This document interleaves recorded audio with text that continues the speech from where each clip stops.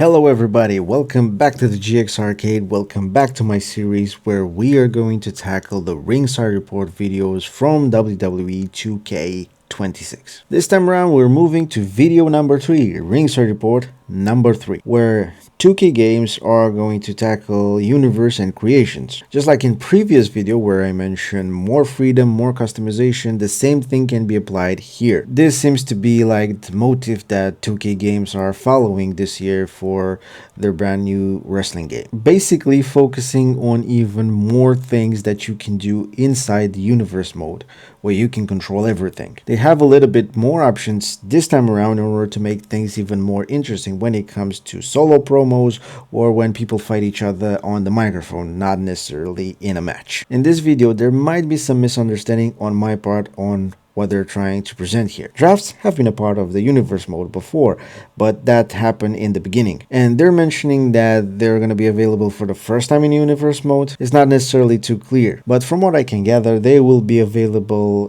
during the universe mode while everything is ongoing. They're talking about some of the things that are already in the game and have been in the game for quite a while, but maybe it's just because they have done a few tweaks to them. Even though it might be good, if you ask me, it's not necessarily a big enough change to be mentioning, because you had the option to change things inside the universe mode, choose your shows, choose your special events even before, but now they're saying that you can even have the option to just stand back and watch the whole show like the GM that you are. Basically going back to customization, they're mentioning the fact that teams will have a bigger role, but mostly when it comes to full-fledged factions. That is because it's probably the first time around where you will have the option to actually make a custom entrance for your faction, which will include up to 5 characters. But the most important thing that you can see right here is a thing that I absolutely love that is going to be in the game this time around, because you will be able to change the attire for your character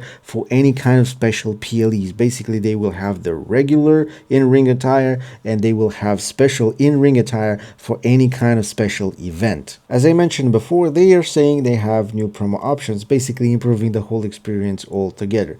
What is different this time around is basically the options for a challenger to pick up the stipulation of the match or for the champion to pick up the special moment when they're gonna fight. Besides all of that, there's a lot of information that's being dumped on all of us, but I don't really see the point of much of it. There's nothing else that is new being added to the customization. They are mentioning community creations, but they're not saying that there's any kind of change this year. However, they say they have improved the creation suit of a character this time around with more options to be considered, where you will have the liberty to customize your character even more than before, with full body customization for every single individual part altogether. So yeah, the whole vibe of the video is just like the other ones, more freedom and more customization. And with that, I am out of here for now and see you on the next one.